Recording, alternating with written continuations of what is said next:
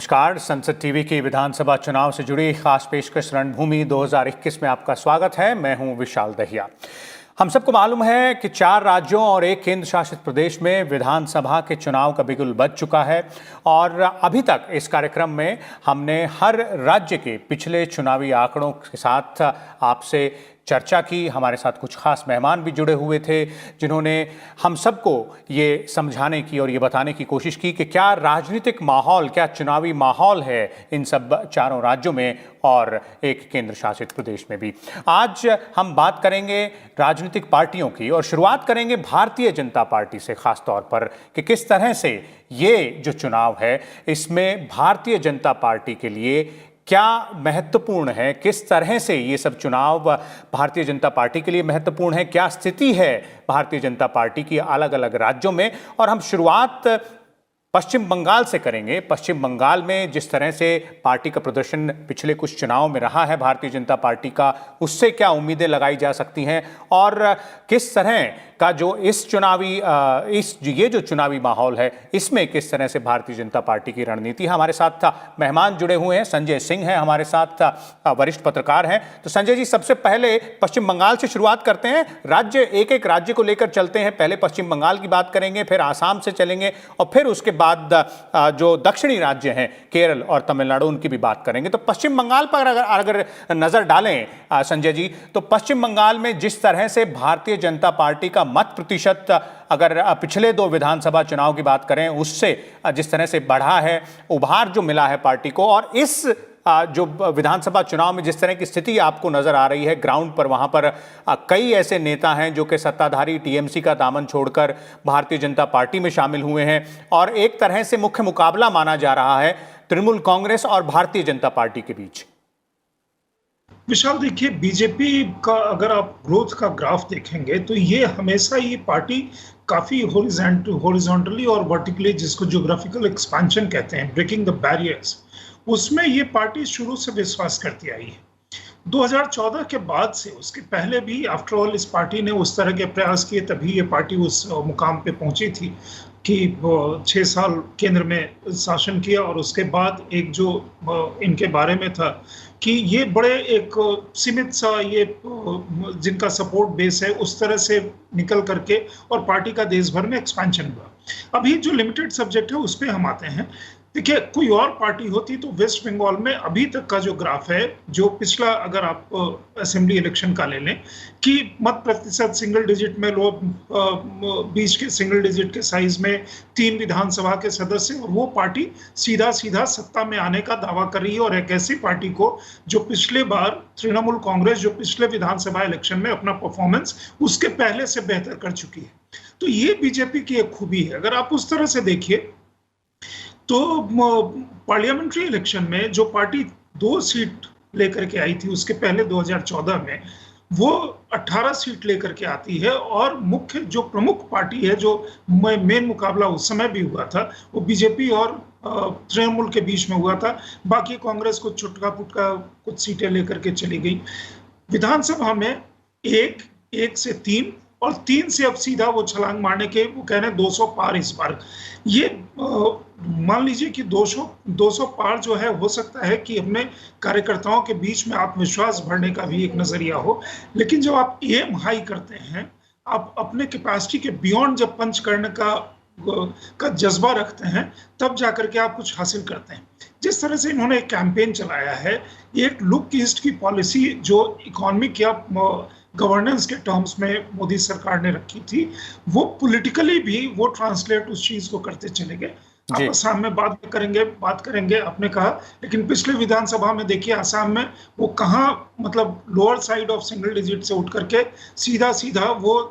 एक ऐसा छलांग मारते हैं 30% प्लस, जिसमें जाकर के वो अपने बूथे पे, हालांकि एनडीए भी थी, लेकिन अपने बूथे पे वो मेजॉरिटी में आते हैं जी। इस तरह का हम त्रिपुरा में देखिए जो भी वो भी ईस्टर्न इंडिया में है, पिछले चुनाव में जो पार्टी 1 से 1.5% पे थी, वो पार्टी सीधा सीधा छलांग मारती है और अपने बूते पे सत्ता पे काबिज हो जाती है। हरियाणा आपके सामने एक एग्जांपल है, जहां बीजेपी अगेन वो सिंगल डिजिट में जिसका वोटिंग परसेंटेज था, नंबर भी सिंगल डिजिट में था, वहां से छलांग मार के सीधे सत्ता में आती और दूसरी बार वहां पे सत्ता में काबिज हुई। तो ये इस पार्टी की एक अजीब सी अद्भुत सी खूबी है और इन्होंने फोकस किया है वेस्ट बंगाल के ऊपर। बहुत सारे कारण हैं और एक, अगर आप देश को विकास करना चाहते हैं या भारत को उस तरह से लेना चाहते हैं, या एक पार्टी जो all India pan national party है और जिसे एक समय में इसके विरोधी मतलब हिंदी प्रदेश की पार्टी वो कह करके सीमित कर देते थे और जाति सूचक भी बताते थे कि बस ये 2-3 जातियों की पार्टी है, वो पार्टी इस तरह से निकल करके आई है जी अपने आप। ये बात कि वो जो मुख्य जिससे लड़ाई है वो भाजपा से है और तमाम आप तरह की चीजें देख रहे हैं जो भाजपा के विपक्ष में हो रही हैं, तमाम बातें कही जा रही हैं, ये अपने आप में इस बात का बहुत बड़ा द्योतक है। और उस पार्टी की जो कार्य प्रणाली है, कार्य क्षमता है और विस्तार का जो जज्बा है, उसके लिए एक बहुत बड़ा उनके लिए एक सार्थक पॉजिटिव संदेश है कि उस पार्टी से सभी पार्टियां जो सत्ता में काबिज पार्टी है, जो और भी एक तीसरा मोर्चा उन्होंने वहां बनाया हुआ है, कांग्रेस, आईएसएफ और लेफ्ट, एक ऐसी पार्टी जिसने 30 साल से ज्यादा वहां पे राज किया, उसके पहले कांग्रेस ने राज किया था, वो एक जो एक आपका आईएसएफ को बनाती है, जो फुरफुरा शरीफ के वहां के जो पीरजादा हैं वो बनाते जी हैं। इस तरह का डेस्परेट कॉम्बिनेशन लेकर के भी लोग बीजेपी से लड़ने आ रहे हैं। जी जी बिल्कुल। मुकाबला बहुत दिलचस्प है जिस तरह से आपने बताया पश्चिम बंगाल में, और ख़ासतौर पे भारतीय जनता पार्टी की जो चुनावी यात्रा जिसे कहा जाए पश्चिम बंगाल में रही है। आपने पूर्वोत्तर राज्यों का जिक्र किया संजय जी, मैं आसाम की तरफ ले जाना चाहूँगा आपको, और आपने भी अपने पहले जवाब में आसाम की बात करी। जिस तरह से 2011 में आसाम में भारतीय जनता पार्टी के पास सिर्फ 5 सीटें थी, 2016 में वो 60 तक पहुँचे, अपने बलबूते सरकार बनाई। ये जो चुनाव है, इस चुनाव में पश्चिम बंगाल के उलट असम में भारतीय जनता पार्टी एक तरह से कहा जाए तो अपने आप को डिफेंड कर रही है, अपनी जो 5 साल की जो सत्ता रही है उसको बरकरार रखना है। पश्चिम बंगाल में उन्हें जो तृणमूल कांग्रेस है उसे सत्ता से हटाना है। यहां 5 साल तक सत्ता में रही है पार्टी, तो क्या कुछ आसान या मुश्किल आपको लगता है, नजर आता है इस बार का जो चुनावी रण है आसाम में भारतीय जनता पार्टी के लिए रह सकता है? देखिए, कोई भी चुनाव किसी भी पार्टी के लिए आसान तो नहीं होता विशाल, ये बात आप एक फील्ड रिपोर्टर भी हैं तो आप बखूबी इस बात को जानते हैं। लेकिन फिर भी उसमें आपका कितने जीतने के चांसेस होते हैं और आप किस तरह का परफॉर्मेंस, आगे का विजन, आपकी लीडरशिप और आपका जो काडर का स्ट्रेंथ है और उनका जो स्प्रेड है और मनोबल आपके अंदर का क्या है और सामने वाले का मनोबल और उसका विजन क्या है, उसको लेकर के आप नापतोल करते हैं। यहाँ हम एक स्थिति देखेंगे असम में कि असम में पिछले 5 साल बीजेपी की सरकार कंसिस्टेंट हो चली है। किसी इशू पे कुछ मुद्दों को भावनात्मक बनाने की लोगों ने कोशिश करी, जैसे सीए, एनआरसी पे,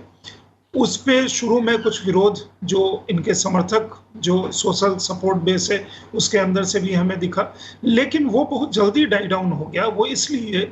कि वो एक भ्रामक स्थिति पैदा करने की कोशिश की गई थी और जब वहां लोगों को समझ में आ गया कि ये भ्रामक एक बात कही जा रही है और हमारे अंदर एक भावनात्मक उस चीज से उफान लाने की कोशिश की जा रही, तो वो बात वहां पे दब गई। बच जाती है उसके बाद डेवलपमेंट की, कि अगर विकास के कार्य हुए हैं और लोगों को लगता है कि ये जो इनकम्बेंट सरकार है ये आगे विकास उन्मुख है और इसकी लीडरशिप जो है वो प्रामाणिक है, जो कहते हैं वो करते हैं, या इनके पास जो एक लीडर और लीडर के साथ और भी अगर कोई लीडर है वो भी प्रामाणिक है, तो लोग अब इस टेंडेंसी से होते हैं कि उसको वोट दें। दूसरी बात यह है कि कैंपेन जिस तरह से चलता है, उस कैंपेन में कई बार आप देखेंगे कि अचानक बड़े सारे भावनात्मक मुद्दे आ जाते हैं। असम और वेस्ट बंगाल दोनों इसलिए मतलब एक जगह जाकर के दोनों में एक समानता मैं देखता हूं कि इन दोनों प्रदेश में मुस्लिम जो वोटर हैं वो बहुत। जी जी संजय जी। इसलिए विशाल, स्टूडियो में भी ये बात करने में मुझे नहीं लगता कि कोई बहुत हर्ज है।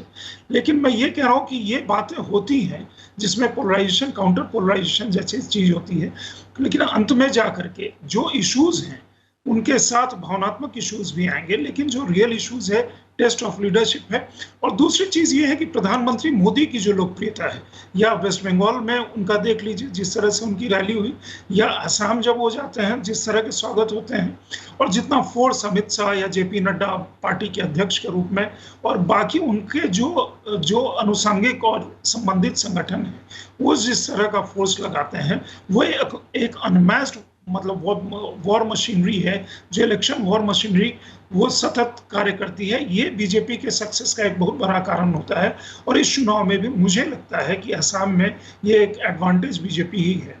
जी, तो असम पे भी नज़र ज़रूर रहेगी सबकी कि किस तरह से वहाँ जो मतदाता हैं वो किस पार्टी को या फिर किस गठबंधन को तरजीह देते हैं इस बार के चुनाव में। संजय जी, अब थोड़ा सा दक्षिणी राज्यों की तरफ रुख करते हैं। वहाँ भी देखा जाए तो चुनावी जो माहौल है वो बहुत गर्म है। हालांकि अगर तमिलनाडु की बात करें तो हमेशा से डीएमके बनाम एआईएडीएमके रहा है, और केरल की बात करें तो यूडीएफ बनाम एलडीएफ रहा है। लेकिन भारतीय जनता पार्टी के लिहाज से अगर देखें, और खासतौर पर केरल से शुरुआत करते हैं, केरल में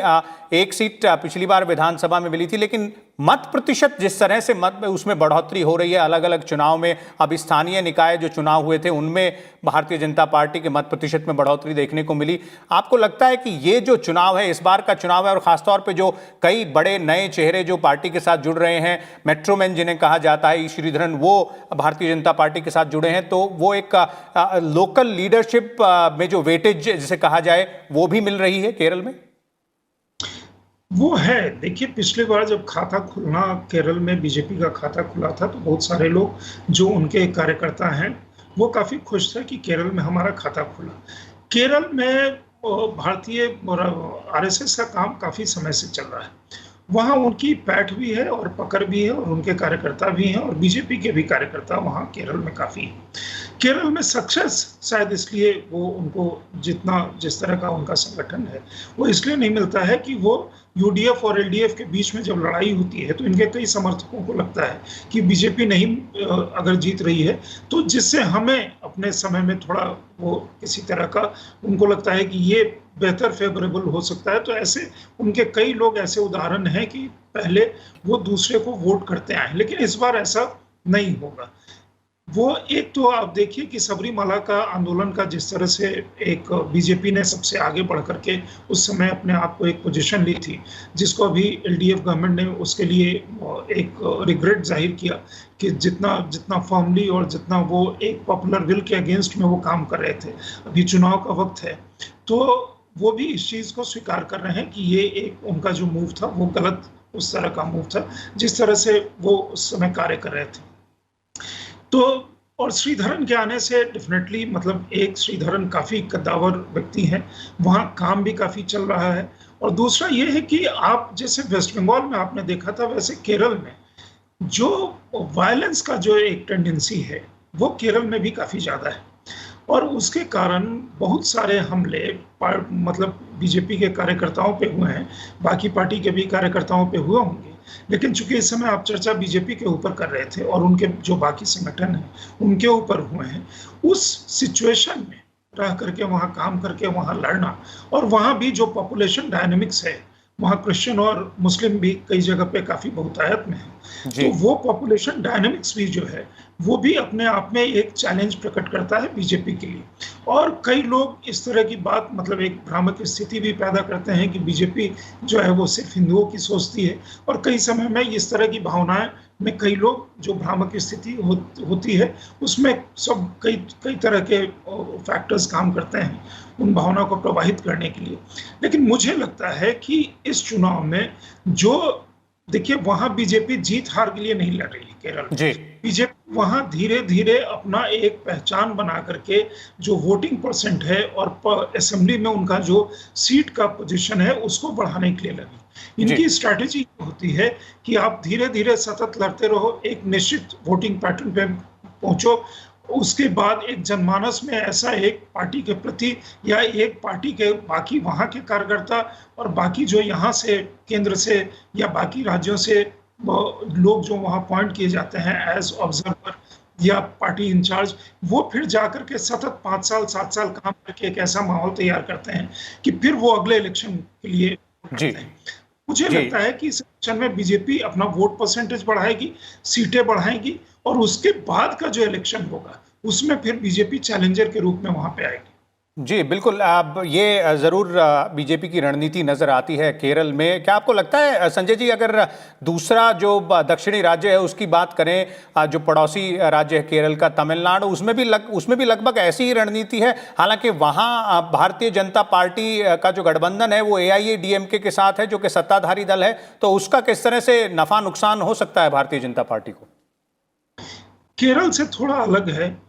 तमिलनाडु का सिचुएशन। एक तो बीजेपी साउथ में एक्सपैंड करने का शुरू से, जिस समय से ये सरकार आई है, मतलब 2014 से अमित शाह जिस समय पार्टी के अध्यक्ष बने थे, इनकी दो तरह की बीजेपी लीडरशिप की जो, जैसा मैं समझता हूँ, वो सोच होती है। एक तो कि जो भी चुनाव हो वो चुनाव जीतने के लिए लड़ो, चाहे वो म्युनिसिपल कॉर्पोरेशन का इलेक्शन हो, चाहे वो पार्लियामेंट का इलेक्शन हो, चाहे स्टेट असेंबली का हो, चाहे कोई भी इलेक्शन हो, तो पूरी शिद्दत से उस चुनाव को लड़ो। और दूसरा ये कि बीजेपी अगर जिन राज्यों में बीजेपी का फुटप्रिंट्स कमजोर है, जहां स्ट्रांग है वहां स्ट्रेंथन करो, जहां कमजोर है वहां आप उस चीज को बढ़ाइए और उसको उस स्तर पर लेकर के जाइए। मुझे लगता है कि अगला जो फोकस वेस्ट बंगाल जैसा फोकस केरला में होगा। तमिलनाडु, ये एक एक करके अगर आप देखेंगे तो स्टेट बीजेपी लीडरशिप वो पिक करती जा रही है, जो संगठन है उनका एक एक करके स्टेट पिक कर रही है। तमिलनाडु में इस समय AIADMK के साथ उनका अलायंस है। उस अलायंस में वो इस बार तमिलनाडु में एक सिस्टम है, पिछले बार हालांकि जयललिता ने उस चीज को ब्रेक किया था, वो दोबारा सत्ता में जीत करके वापस आई थी लंबे समय के बाद, उन्होंने इस जो परंपरा थी उसमें एक उन्होंने ब्रेक किया था, बड़ी कमेंडेबल बात थी, लेकिन अब वो है नहीं। तो यहाँ AIADMK के साथ उनका जो है वहां भी पद्धति केरला वाली है इस चुनाव में कि अपनी जो संख्या है उसको बढ़ाइए, पार्लियामेंट असेंबली में जो सीटें हैं, जीत के टर्म्स में शायद मुझे लगता है कि इस बार जो सिचुएशन है बहुत फेवरेबल इस अलायंस के लिए नहीं है, लेकिन अपना जो वोट परसेंटेज है उसको भी उसी अनुपात में बढ़ा करके ले जाइए, जहां की आप एक डिग्निटी, एक ज्यादा डिग्निटी हासिल कर पाए और आपका जो प्रभुत्व है वो क्षेत्र का विस्तार इस तरह से हो जहां कई जगह आप उभर करके आए और आगे के लिए फिर आप लड़ाई के लिए, अगला पार्लियामेंट होगा उसमें आप लड़ाई के लिए और सक्षम हो और इस विधानसभा में अपना आप वजूद बताएं लोगों। जी जी बिल्कुल संजय जी, बहुत बहुत धन्यवाद आपका इन सब मुद्दों पर जानकारी देने के लिए। तो जिस तरह संजय सिंह बता रहे थे, जहां तक भारतीय जनता पार्टी का सवाल है, ये जो विधानसभा चुनाव है हर एक राज्य में अलग अलग, उस चुनाव में अलग अलग स्थिति है पार्टी की और अलग अलग जिसे कहा जाए टारगेट है इस चुनाव को लेकर, ख़ासतौर पर विधानसभा चुनाव को लेकर, जहां एक और पश्चिम बंगाल में भारतीय जनता पार्टी सत्ता में काबिज होना चाहती है तृणमूल कांग्रेस को हटाकर, वहीं आसाम में 5 साल उन्होंने सरकार चलाई है, वो चाहते हैं कि एक और मौका जनता की तरफ से उनको मिले। और जिस तरह संजय कह रहे थे, केरल और तमिलनाडु की बात करें तो वहाँ उनको अपनी स्थिति मजबूत करनी है और अपने नंबर्स जो हैं विधानसभा में, जो संख्या है, उनको और आगे बढ़ाना है। आने वाले दिनों में और बाकी राजनीतिक दल जो हैं उनकी भी बातचीत करेंगे, उनकी क्या स्थिति है, उनकी रणनीति क्या है इन राज्यों में और किस तरह से वो रणनीति जनता को पसंद या नापसंद आ सकती है। आप देखते रहिए संसद टीवी।